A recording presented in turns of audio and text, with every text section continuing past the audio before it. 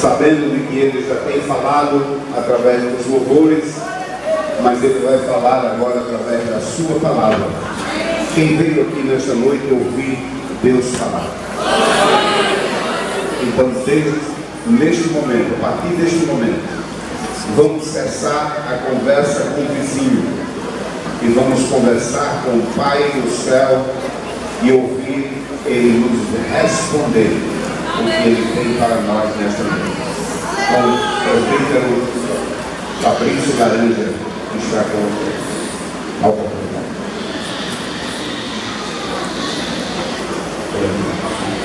Queridos, eu quero nos saudar a santa, gloriosa paz do nosso Senhor e Salvador Jesus, hoje para sempre. Eu quero expressar, em primeiro lugar, a minha gratidão ao nosso Deus pela honra e privilégio que Ele nos concede nesta noite, por estar presente neste lugar, cultuar a Deus e ter essa oportunidade de cooperar com a igreja do Senhor aqui em Salvador. Eu me sinto honrado sempre que tenho a oportunidade de retornar a uma igreja onde eu já passei cooperando. Para mim, eu aprendi que é uma das maiores confirmações de Deus para a vida daquele que milita na obra, prega, canta, que coopera com a igreja do Senhor, é ser convidado e poder tornar a ser convidado. E eu sou grato a Deus pela vida do nosso pastor, amigo, pastor Adelal, homem de Deus que aprendemos a amar e admirar. Que Deus continue abençoando sua vida, família, ministério. E assim eu quero estender minha gratidão à coordenação dessa bela mocidade, desse belo departamento que nos deu essa honra, esse privilégio, e estender a minha gratidão à igreja do Senhor como um todo, a todos os obreiros, presbíteros que se fazem presente aqui nesse altar. Que Deus continue abençoando poderosamente. Eu quero lhe convidar a abrir a sua Bíblia no livro do profeta Ageu, capítulo 2. Estive numa luta com Deus, buscando de Deus direção, lendo o texto inteiro, fala de reconstrução também, e buscando de Deus direção. E Deus me direcionou a esse texto muito conhecido pela igreja, Ageu 2, versículo 6 ao versículo de número 9. Quando eu terminar o culto, que eu concluí a mensagem, nosso pastor sabe, os irmãos não me estranhem o pregador sair correndo, que na igreja que estamos cooperando com o nosso pastor presidente, a minha Cris Vilela, hoje é festa das crianças. E a irmã não queria, a coordenadora não queria abrir mão de jeito nenhum de mim. E eu disse, não tem como, eu estou agendado há muitos meses para esse evento, para essa festividade, e não tem como eu não ir pregar em Salvador. E eu vou sair correndo como o culto lá, começa mais tarde, termina mais tarde, para pelo menos pegar a mensagem, pegar parte da festa, para a nossa coordenadora Linha Cris Vilela não ficar triste. Então os irmãos não estranham, nosso pastor já sabe, quando Deus concluir tudo que Ele tem para fazer, porque com certeza eu não vou levar nada para casa, vou entregar tudo que Deus mandou. E eu sei que Deus Ele tem preparado algo grande para a sua vida nesse lugar. Você crê nisso? Eu acredito nisso. Eu não sei se você crê nisso. Eu creio. Como pregador, eu acredito que Deus Ele jamais reuniria uma multidão dessa em vão, sem propósito, sem objetivo. Eu creio que tem um grande propósito de Deus aqui neste lugar. Ageu, capítulo de número 2, versículo 6 ao 9. Está escrito: assim diz o Senhor dos exércitos, ainda uma vez, dentro em pouco, abalarei os céus e a terra, e o mar e a terra seca. Abalarei todas as nações, e o desejado de todas as nações virá, e encherei esta casa de glória, diz o Senhor dos exércitos. Minha é a prata, e meu é o ouro, diz o Senhor dos exércitos. A glória desta última casa será maior do que a da primeira, diz o Senhor dos Exércitos, e neste lugar darei a paz, diz o Senhor dos Exércitos. Quantos podem dizer amém? Quantos aqui ainda acreditam que a glória da segunda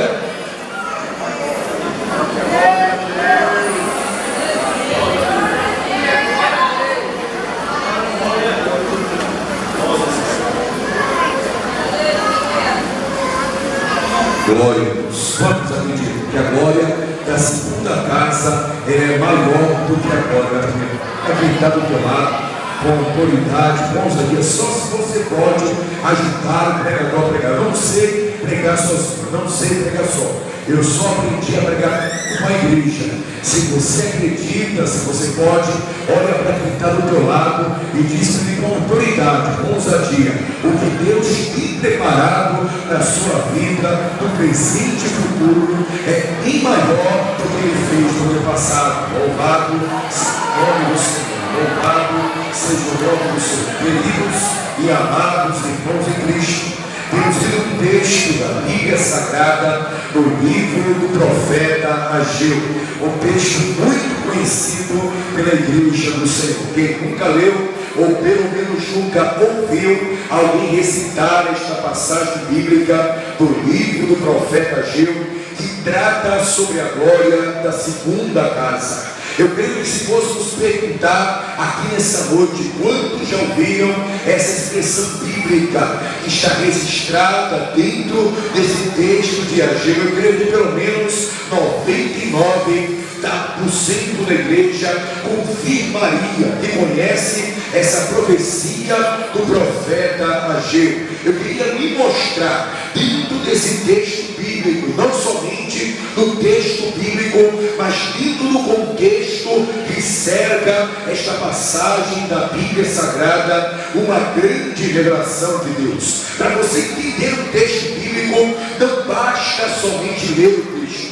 Você tem que analisar todo o contexto bíblico e o contexto histórico que cerca a passagem que você está lendo, que você está estudando. E dentro do contexto do livro do profeta Ageu, da história do profeta Ageu, as portas da revelação divina começam a se abrir, para que a igreja possa receber e alcançar a grande revelação de Deus contida dentro da passagem bíblica. Em primeiro lugar, eu queria lhe falar sobre o contexto histórico do livro do profeta Ageu. Ageu é um dos profetas denominado profeta pós-exílio ou pós-cativeiro. 12 profetas do Antigo Testamento profetizaram antes do cativeiro da nação de Judá, do povo de Jerusalém, na terra de Babilônia. 2 profetas estavam dentro do cativeiro, Ezequiel e o profeta Daniel. E são profetas do cativeiro ou profetas exílicos. E 3 profetas, Ageu, Zacarias e o profeta Malaquias, profetizaram depois do cativeiro da nação de Judá na terra de Babilônia. São profetas pós-exílio ou pós-cativeiro. Eis o contexto bíblico e o contexto histórico do livro do profeta Ageu e também da vida, da obra, do ministério do profeta Ageu. É o contexto pós-cativeiro. Ageu é a primeira voz profética, é a primeira boca que Deus usa para falar com o povo de Jerusalém, depois do período de 70 anos que o povo passou cativo dentro da terra dos caldeus ou dentro da terra de Babilônia. Imagina comigo o povo de Jerusalém sendo arrancado da sua terra mãe, da sua pátria mãe, e sendo levado cativo em humilhação para uma terra pagã, para uma terra estranha, e sendo determinado pelo próprio Deus de Israel que o cativeiro iria durar 70 anos do povo dentro daquela terra estranha. A cidade foi completamente destruída. Segundo a Bíblia e segundo a história de Israel, Nabucodonosor, a através do exército caldeu, quando entra em Jerusalém, ele vai promover uma grande destruição dentro da cidade de Jerusalém. O primeiro alvo dele foi destruir os muros da cidade de Jerusalém. A primeira destruição promovida por Nabucodonosor foi a destruição dos muros da cidade de Jerusalém. Em seguida, ele vai destruir a cidade, as casas da cidade, os prédios públicos da cidade de Jerusalém. E por último e mais importante, ele vai destruir o templo de louvor e adoração a Deus que foi erguido dentro da cidade de Jerusalém. Dentro das 3 destruições promovidas por Nabucodonosor, eu encontro 3 propósitos, 3 alvos, 3 objetivos que o diabo, o inimigo de nossas almas, que vindo do texto bíblico é tipificado por Nabucodonosor, que ele quer destruir na vida de cada crente, de cada servo, de cada serva do Senhor. E por que não falar na vida de cada jovem, de cada adolescente que está presente neste lugar? Quando a Bíblia diz que Nabucodonosor destruiu os muros de Jerusalém, no sentido figurado, no sentido simbólico, a Bíblia está falando que ele então destruiu a vida material, a vida política e econômica da cidade de Jerusalém. Eu queria que você entendesse isso.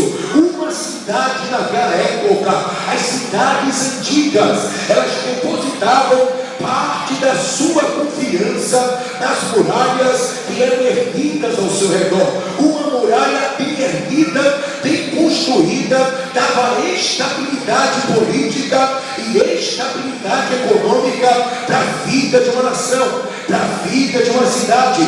Destruir os muros da cidade era desestabilizar a vida política e econômica de uma nação. Eis o primeiro alvo que o diabo quer tocar, é nos muros da sua vida. Você pode até estranhar e dizer: pregador, eu não entendi nada. O diabo está preocupado com a minha vida material, com a minha vida financeira. Eu posso lhe garantir que ele está, porque o diabo é estrategista, ele sabe aonde tocar para alcançar o que ele quer alcançar. E ele sabe que aqui na terra a parte mais íntima da vida do homem é o seu bolso. Eu vi isso da boca de um grande homem de Deus em memória, o nosso saudoso pastor Neco. Ele disse que aqui na terra a parte mais íntima da vida do homem é o seu bolso. Quer ver o homem perder toda estrutura e muitas vezes até perder a fé? Tire o seu ganha-pão, tire a sua fonte de renda, tire aquilo que ele usa para sustentar a sua casa. Muitos lares, até mesmo dentro da igreja, estão sendo destruídos a partir desse ponto. O diabo toca nos muros, ele tira o salário, ele tira o emprego, ele leva o comércio à falência e começa as lutas dentro de casa, começa a desestabilizar toda estrutura familiar. Isso ele faz para alcançar um alvo maior. O segundo alvo de Nabucodonosor foi a cidade de Jerusalém, os templos, as casas, os prédios públicos de Jerusalém. Fala da vida social e cultural do povo de Israel. Quando ele acaba com a cidade, ele acaba com a vida social, com a vida cultural do povo de Jerusalém. Eis o segundo alvo que o diabo está mirando: a sua vida social, a sua honra, o seu prestígio, aquilo que você conquistou em meio à sociedade aonde você vive, o nome que você construiu, o prestígio que você alcançou. Ele quer pegar o homem que outrora era chamado vaso de Deus, profeta de Deus, levar o homem lá para o lamaçal do pecado, pastor, e fazer com que esse homem seja chamado de viciado, de drogado, de cavalo, de demônio. Ele quer tirar a honra que Deus deu ao homem em meio à sociedade. Ele quer tocar na sua honra, no seu prestígio, mas tudo isso ele faz visando um alvo bem maior do que esse, um alvo bem maior do que os muros, do que a vida financeira, do que a vida política, do que a vida econômica, um alvo bem maior do que a cidade, do que a vida social, do que a vida cultural. O alvo principal de Nabucodonosor ao invadir Jerusalém é o templo de louvor e adoração a Deus. Nabucodonosor sabia que lá em Jerusalém não tinha ídolos para ser adorado.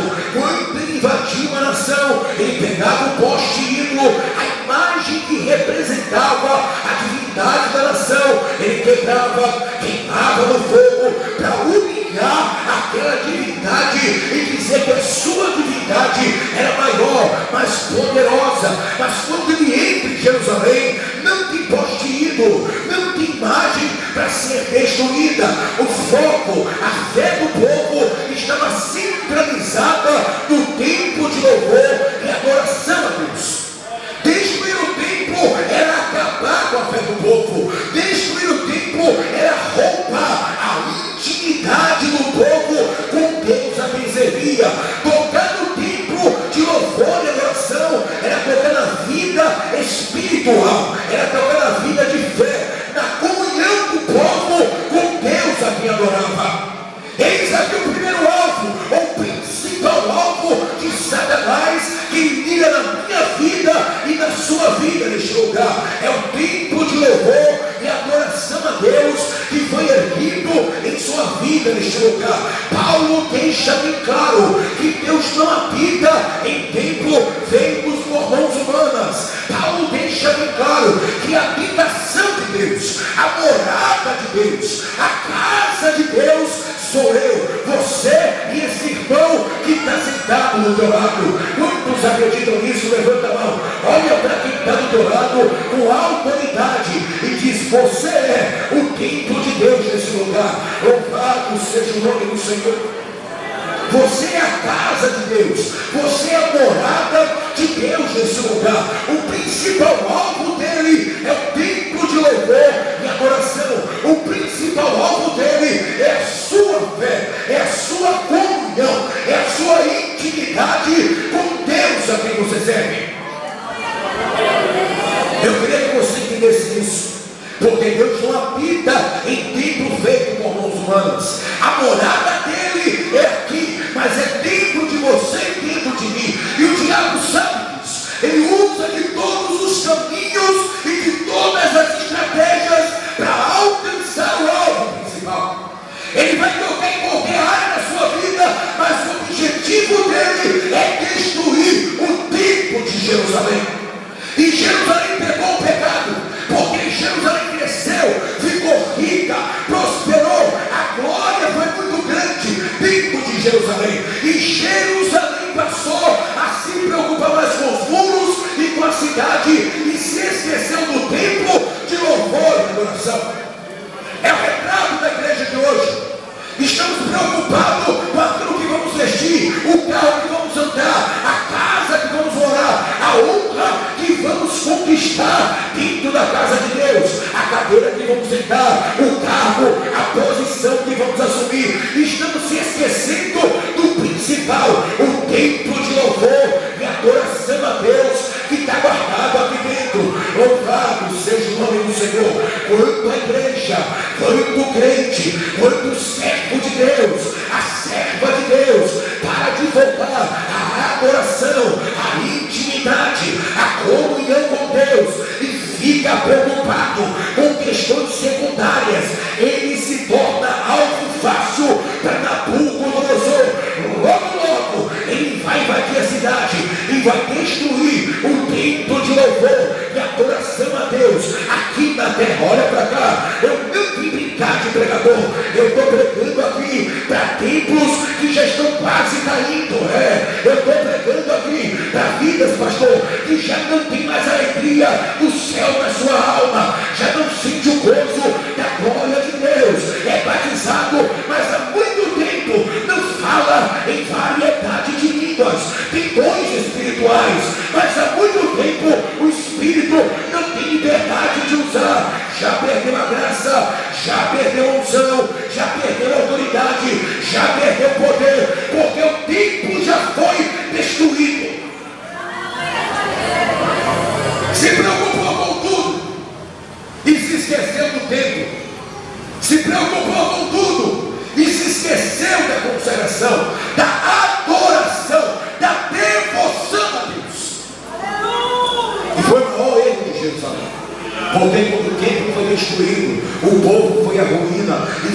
levado cativo lá para a Babilônia. Assim é na vida de qualquer crente. Se o templo de Deus na sua vida for destruído, se a glória dele sair da sua vida, se a presença dele sair da sua vida, você pode se ajoelhar, meter a cara no pó e pedir misericórdia para ele, porque o negócio está feio e está ficando muito sério. Grande alegria para o crente é quando o tempo de louvor e adoração a Deus ainda está de pé na vida dele. É quando ele consegue abrir a boca e dar glória sem ninguém mandar. É quando ele tem alegria de abrir a boca e dar aleluia sem ninguém forçar. É quando ele sente gozo na alma e fala aquela língua meio diferente, aquela língua de fogo, sem ninguém precisar inventar moda. É porque o templo está de pé.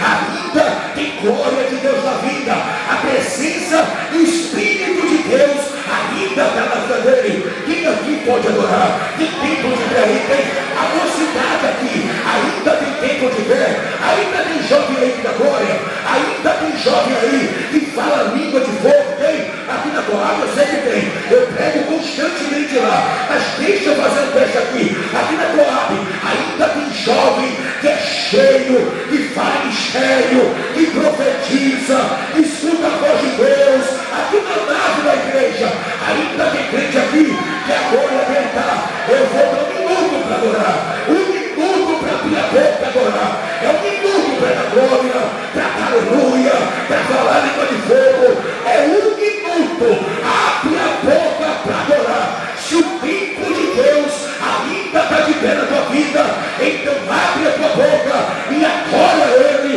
e sinta a glória dele na tua vida. Agora, deixa eu parar para adorar. Adore, somente adore, somente abra a boca para adorar.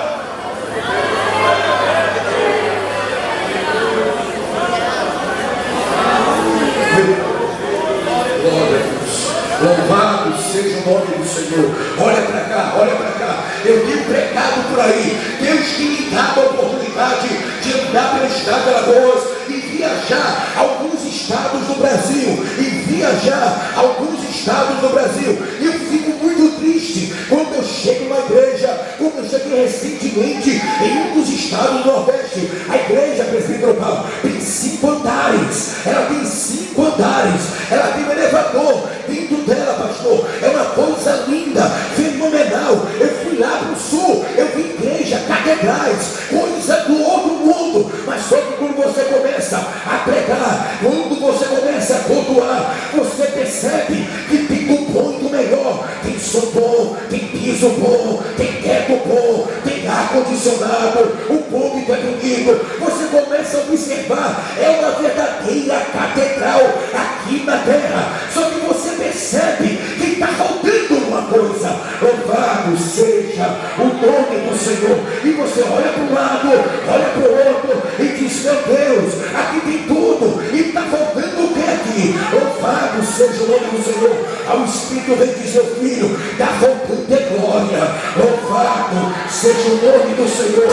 Pode ter um ponto melhor, se não tiver glória, não é culto, não é igreja, não é evangelho. Pode ter catedral, pode ter a coisa mais moderna e mais bonita do mundo, mas se não tem glória, já deixou de ser evangelho, já deixou de ser igreja, já deixou de ser culto. Tem que ter glória de Deus na terra, tem que ter glória de Deus na vida. Pode ser pregador, pode ser cantor, pode ser pastor, renomado, pode ser o que for, mas se não tem glória de Deus na vida, acabou. Louvado seja o nome do Senhor. Tem que glória, tem que glória, tem que glória, tem que glória. Pode fazer teologia, pode ser mestre na homilética, pode ser mestre na oratória, pode ser mestre na exegese, na hermenêutica, mas se não tiver glória de Deus na vida, acabou. Ponto final. Abre a boca para adorar. Só quem pode adorar, só quem pode adorar. Abre a sua boca para adorar.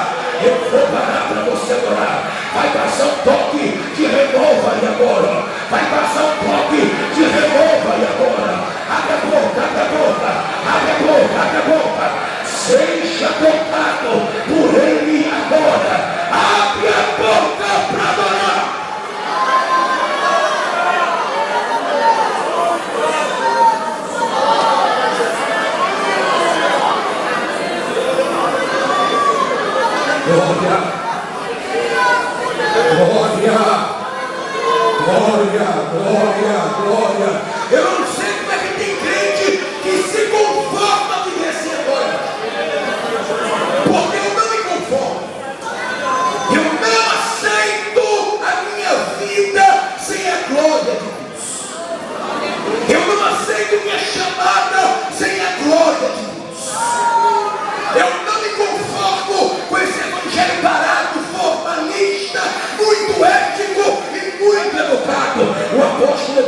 disse: quando eu vim ter convosco, eu não vim palavras persuasivas de sabedoria humana. A minha pregação não se apoiou em palavra bonita. A minha pregação, ela foi confirmada entre vós em demonstração de Espírito e de poder, em distribuições do Espírito de Deus. Olha para cá, ei jovem, olha para cá, você é o futuro da Assembleia de Deus. Ei jovem, olha para cá, você é o futuro dessa igreja, e tem que ter demonstração de Espírito e de poder. Quer cantar, cante, mas cante com glória, cante com poder. Quer pregar, pregue,